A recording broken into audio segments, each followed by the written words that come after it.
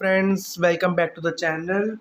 पिछले वीडियो में हमने पार्ट 1 में देखा रोड एंड रेल ट्रांसपोर्ट कब ट्रांसपोर्ट एंड कम्युनिकेशन चैप्टर से India people economy book class 12 geography. हम यहाँ पर सेकंड पार्ट पढ़ रहे हैं, तो चलिए तो सेट को स्टार्ट करते हैं। यहाँ हम सबसे पहले वाटर ट्रांसपोर्ट से स्टार्ट करेंगे। Water transport one of the cheapest means है ट्रांसपोर्ट का। हैवी एंड बल्कि मटेरियल को ट्रांसपोर्ट करने के लिए, पैसेंजर सर्विसेज के लिए ये फ्यूल एफिशिएंट होता है। वाटर ट्रांसपोर्ट के लिए कोई फ्यूल नहीं चाहिए, इको फ्रेंडली होता है, इसमें कोई पोल्यूशन नहीं होता। वाटर ट्रांसपोर्ट टू टाइप्स का होता है, एक होता है इनलैंड वाटरवेज, एक होता है ओशियनिक वाटरवेज। इनलैंड वाटरवेज यानी जो कंट्री के अंदर रिवर्स है, नेविगेबल रिवर्स है, यानी जहाँ पर अच्छी खासी स्पेस है, और जो लेक्स है, अगर कोई दो लेक्स किसी बड़ी स्ट्रीम या कैनाल से, आर्टिफिशियल कैनाल से अगर ज्वाइन है और उनके बीच नेविगेबल है, वो अगर वहाँ ट्रांसपोर्ट हो सकता है, उन्हें हम यूज़ कर रहे हैं, तो वो इनलैंड वाटरवेज में आता है। ओशियनिक रूट्स हमें पता है, ओशियनिक वाटरवेज हमें पता है। जो ओशियन में जो वाटरवेज बने हुए हैं वो ओशियनिक वाटरवेज है। हम पहले इनलैंड वाटरवेज पे आते हैं। इंट्रोडक्शन, रेलवेज का इंट्रोडक्शन होने से पहले इनलैंड वाटरवेज ही सबसे मेन ट्रांसपोर्ट का जरिया था with in the country. With in the country जो रिवर्स थी, कैनाल्स थी, उनके थ्रू ट्रांसपोर्टेशन हुआ करता था। बट विद टाइम इसकी इंपॉर्टेंस कम होती गई, क्योंकि रोड एंड रेल ट्रांसपोर्ट इससे ज़्यादा कन्वीनियंट है, उनकी इंपॉर्टेंस बढ़ गई। मोर ओवर रिवर वाटर का जो डाइवर्जन था वो इरिगेशन पर्पजेस के लिए हो गया, और कई सारे जो इनलैंड वाटरवेज थे वो नॉन नेविगेबल हो गए। इंडिया के पास 14,500 किलोमीटर नेविगेबल वाटरवेज थे, जो 1% ऑफ कंट्रीज ट्रांसपोर्टेशन को कवर करते हैं, अकाउंट करते हैं। इसमें रिवर्स इंक्लूडेड है, कैनाल्स इंक्लूडेड है, बैकवाटर्स इंक्लूडेड है, क्रीक्स इंक्लूडेड है। एट प्रेजेंट 685 किलोमीटर जो है वो मेजर रिवर्स है जो नेविगेबल है, और मैकेनाइज्ड फ्लैट बॉटम वेसल्स से होते हैं। फ्लैट बॉटम वेसल्स कौन से होते हैं? ऐसी बड़ी बड़ी शिप्स होती हैं जिनके बॉटम फ्लैट होते हैं, उनको यूज़ किया जाता है for transportation of goods. India में 685 किलोमीटर्स की जो मेजर रिवर्स है वहाँ पर ये होता है।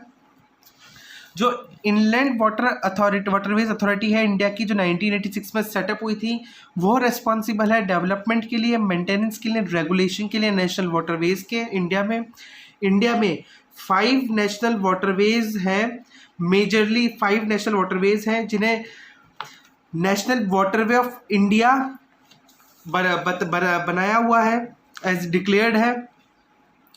नेशनल वाटरवे नंबर 1 इलाहाबाद से हल्दिया का स्ट्रेच 1620 किलोमीटर का। National waterway 2 Sadiya Dhubri stretch 821 kilometre का। National waterway 3 Kottapuram Kollam stretch. National waterway 4 जो गोदावरी कृष्णा रिवर्स में है। नेशनल वाटरवे 5 जो ब्रह्मणी और मताई रिवर्स में है। ईस्ट कोस्ट कैनाल्स भी इसमें इंक्लूडेड है। इनकी स्पेसिफिकेशंस देख लेते हैं। नेशनल वाटरवे 1 इंडिया का मोस्ट इंपॉर्टेंट वाटरवे है, which is navigable by mechanical boats up to Patna and by ordinary boats up to Haridwar. यानी जो बड़ी बोट्स है वो पटना तक आ सकती है, और इसके बाद हरिद्वार तक ऑर्डिनरी बोट्स यानी सिंपल जो बोट्स है उनका यूज़ होता है। ये 3 पार्ट्स में डिवाइडेड है। हल्दिया फराक्का 560 किलोमीटर, फराक्का पटना 460 किलोमीटर, और पटना इलाहाबाद 600 किलोमीटर। इसके बाद जो नेशनल वाटरवे 2 है वो ब्रह्मपुत्र रिवर में है, जो स्टीमर्स से नेविगेबल है अप टू डिब्रूगढ़ 1384 किलोमीटर्स। इसका जो शेयर है वो इंडिया और पाकिस्तान के बीच में है, यानी ये जो नेशनल वाटरवे है ये इंटरनेशनल वाटरवे कह सकते हैं कि 2 कंट्रीज के बीच में है। इसके बाद नेशनल वाटरवे 3 ये 168 किलोमीटर की वेस्ट कोस्ट कैनाल है, जो चंपाकरा कैनाल है और उद्योग बंडक कैनाल है, उनको कवर करता है। ये कोटापुरम से कोलम तक जाती है। नेशनल वाटरवे 4 स्पेसिफाइड स्ट्रेचेस है गोदावरी कृष्णा रिवर्स के, along with Kakinada Puducherry stretch of canals, ये 1078 किलोमीटर्स का है। नेशनल वाटरवे 5 स्पेसिफाइड स्ट्रेचेस है रिवर ब्राह्मणी के और मताई रिवर्स के, महानदी और ब्रह्मणी रिवर्स के डेल्टा चैनल्स और ईस्ट कोस्ट कैनाल भी इसके अंदर इंक्लूडेड है। ये 588 किलोमीटर्स का टोटल लेंथ है। ये 588 किलोमीटर्स का टोटल लेंथ है, ये 1078 किलोमीटर्स का टोटल लेंथ है। इसके बाद 2016 में नेशनल वाटरवेज एक्ट आया, इनेबल किया गया, जिसे 111 इनलैंड नेशनल वाटरवेज जो है वो नोटिफाई किए गए यानी डिक्लेयर किए गए। 10 अदर इनलैंड वाटरवेज जो है वो आइडेंटिफाई किए गए इनलैंड वाटरवेज अथॉरिटी से और अथॉरिटी ऑफ इंडिया के द्वारा, जिन्हें आगे डेवलप किया जाएगा। बैक वाटर्स जो है केरला के, वहाँ पर स्पेशल सिग्निफिकेंस है इनलैंड वाटरवेज की, और ये बहुत ज़्यादा हद तक टूरिस्ट को अट्रैक्ट करते हैं। जो famous Nehru trophy boat race है वल्लम कल्ली जिसे हम कहते हैं, वो भी केरला के बैक वाटर्स में ही होती है। अब हम आते हैं ओशियनिक रूट्स पर। एक इम्पॉर्टेंट रोल प्ले करते हैं ट्रांसपोर्ट सेक्टर में इंडिया की जो कोस्ट लाइन है, हमें पता है वो बहुत लंबी है, 7,517 किलोमीटर की है। ये जो है इस सुटेबल करती है इंडिया की इतनी वास्ट जो कोस्ट लाइन है, इसी के कारण हम लोगों के पास अच्छा नेटवर्क है ओशियनिक रूट्स का। इंडिया में 12 मेजर और 185 माइनर पोर्ट्स हैं, और ये इंफ्रास्ट्रक्चर सपोर्ट करते हैं ओशियनिक रूट्स को। 95% जो इंडिया का फॉरेन ट्रेड है और जो 70% वॉल्यूम है वो ओशियनिक रूट्स के थ्रू होता है। ये जो रूट्स है वो इंटरनेशनल ट्रेड साथ साथ ट्रांसपोर्टेशन के लिए भी यूज होता है between the islands and the rest of the country. जो इंडिया के आइलैंड टेरिटरीज है, अंडमान एंड निकोबार आइलैंड और लक्षद्वीप, वहाँ पर भी ओशियनिक रूट से ही पहुँचा जाता है, ट्रांसपोर्टेशन होता है। अब हम आते हैं एयर ट्रांसपोर्ट पर। एयर ट्रांसपोर्ट फास्टेस्ट मूवमेंट करता है गुड्स एंड पैसेंजर्स का। इंडिया, कंट्री लाइक इंडिया, इसके पास बिग साइज में डाइवर्स टेरेन, क्लाइमेटिक कंडीशंस सब अवेलेबल है एयर ट्रांसपोर्टेशन के लिए। एयर ट्रांसपोर्ट जो है इंडिया में 1911 में स्टार्ट हुआ था for over a short distance of 10 kilometre from Allahabad to Naini. ये फर्स्ट अटेम्प्ट था एयर ट्रांसपोर्ट स्टार्ट करने का इंडिया में। जो रियल डेवलपमेंट है वो आफ्टर इंडिपेंडेंस स्टार्ट हुई। AAI airport authority of India set up हुआ था आफ्टर इंडिपेंडेंस, जिसने रिस्पॉन्सिबिलिटी ली providing safe efficient air traffic और aeronautical communication services in Indian air space. Indian air space में जो भी एयर ट्रैफिक को मेंटेन करना है, कम्युनिकेशन सिस्टम है, सेफ्टी है, वो airport authority of India manage करती है। एयरपोर्ट अथॉरिटी ऑफ इंडिया के 125 एयरपोर्ट्स है जो खुद मैनेज करती है। Pawan Hans limited helicopter service provide करता है हिली एरियाज में और पेट्रोलियम सेक्टर को। इनकी जो सर्विसेज है वो टूरिस्ट भी यूज़ करते हैं नॉर्थ ईस्टर्न सेक्टर में, नॉर्थ ईस्टर्न स्टेट्स में। एयर इंडिया एक कॉरपोरेशन है जो डोमेस्टिक और इंटरनेशनल एयर सर्विसेज प्रोवाइड करती है, both passengers and cargo traffic. ये कनेक्ट करती है all the continents of the world through it's services. सारे कॉन्टिनेंट्स को एयर इंडिया ने कनेक्ट किया हुआ है, हम कहीं पर भी जा सकते हैं इसकी फ्लाइट से। अब प्राइवेट कंपनीज ने भी स्टार्ट कर दिया domestic as well as foreign operations, यानी डोमेस्टिक यानी इंडिया के अंदर ही एक जगह से दूसरी जगह बाय फ्लाइट जाना, फॉरेन ऑपरेशंस इंडिया से दूसरी कंट्री में जाना। 2010 में डोमेस्टिक मूवमेंट में 520.21 लाख पैसेंजर्स थे और 23 lakh metric tons of cargo involve था। एयरलाइंस की हिस्ट्री क्या है इंडिया में? 1911 में एयर ट्रांसपोर्ट लॉन्च किया गया इलाहाबाद और नैनी के बीच में। 1947 में एयर ट्रांसपोर्ट प्रोवाइड किया गया 4 major companies namely Indian National Airways, Tata Sons Limited, Air Services of India and Deccan Airways के द्वारा। 1951 में 4 और कंपनियां इसमें ज्वाइन हुई, Bharat Airways, Himalayan Aviation Airways India and Kalinga Airlines. 1953 में एयर ट्रांसपोर्ट को नेशनलाइज कर दिया गया, यानी गवर्नमेंट ने अंडरटेक कर लिया 2 कॉरपोरेशंस को, एक तो थी air India international and Indian airlines. Indian airlines को बाद में नाम बदलकर इंडियन कर दिया। 2011 में इंडियन को एयर इंडिया के साथ मर्ज कर दिया गया। आपको एक लेटेस्ट इन्फॉर्मेशन बताऊं तो एयर इंडिया को प्राइवेटाइज कर दिया गया है, टाटाज ने एयर इंडिया को वापस से खरीद लिया है।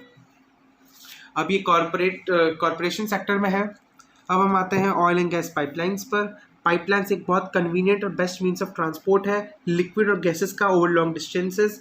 पहले हम लिक्विड गैसेस को स्लरी फॉर्म में कन्वर्ट करते हैं या सॉलिड को स्लरी फॉर्म में कन्वर्ट करते हैं, और स्लरी आसानी से एक जगह से दूसरी जगह कन्वर्ट हो जाती है थ्रू पाइप्स।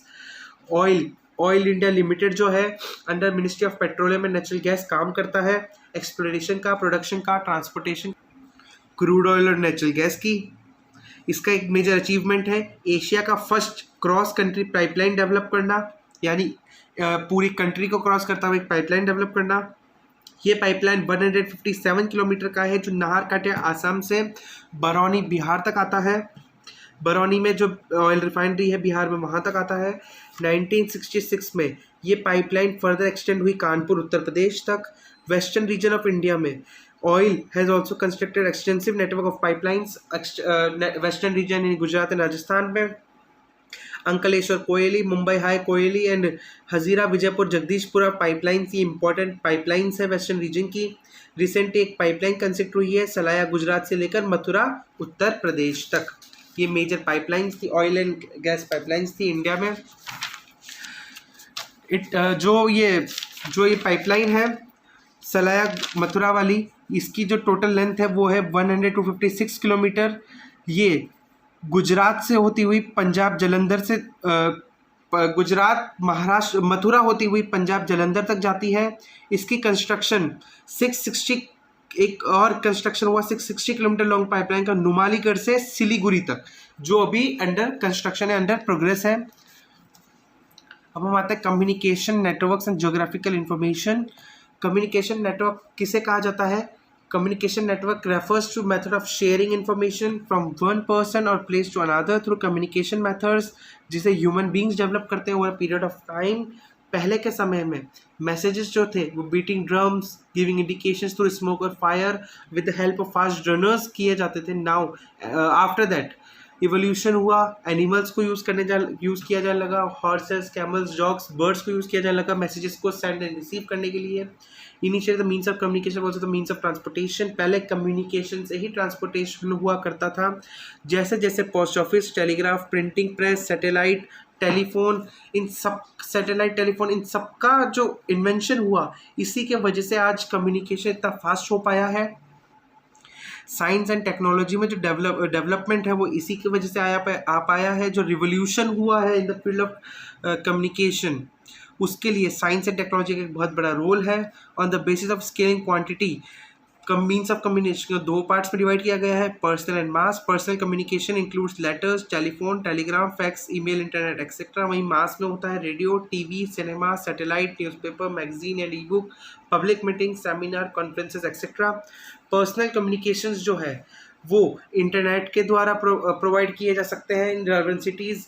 ईमेल एक मेन सोर्स है इसका, जो डायरेक्ट कॉन्टैक्ट करता है, डायरेक्ट कनेक्ट करता है एंड एक्सेस करता है यूज़र्स को वर्ल्ड वाइड, ताकि उनको नॉलेज और इन्फॉर्मेशन मिल सके।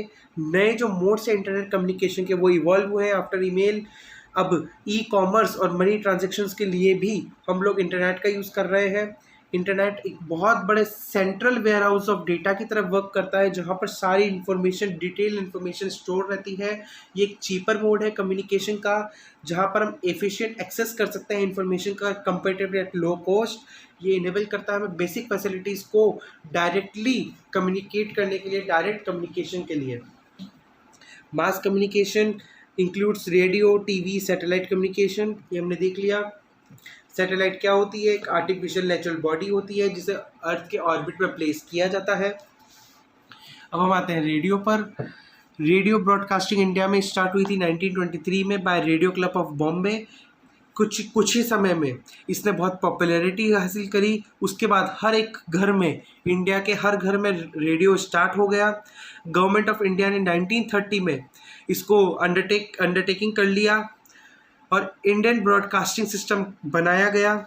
इसको बाद में नेम चेंज कर ऑल इंडिया रेडियो कर दिया 1936 में, और आकाशवाणी कर दिया 1957 में। जो ऑल इंडिया रेडियो ब्रॉडकास्ट करता था बहुत सारे programmes related to information, education, entertainment, special news bulletins on sessions of parliament and state legislatures. पहले के समय में रेडियो ही एक इंपॉर्टेंट सोर्स ऑफ इंफॉर्मेशन हुआ करता था।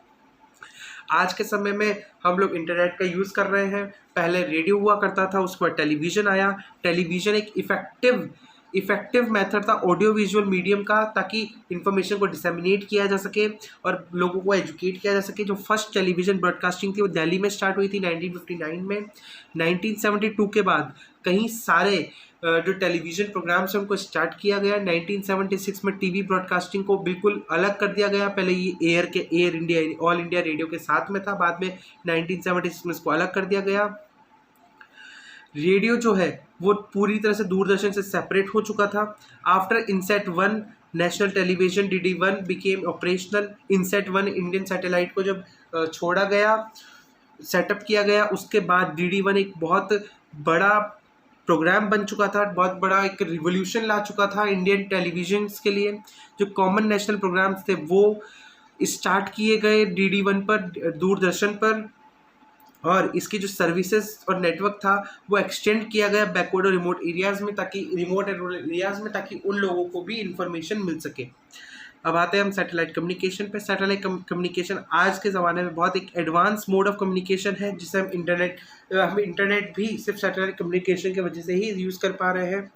ये अदर जो मीन्स ऑफ कम्युनिकेशन को रेगुलेट करता है, ये बहुत इंपॉर्टेंट है कंट्री के लिए due to its economic and strategic reasons, as ये कंटिन्यूस और सिनॉप्टिक व्यू देता है लार्जर एरिया का।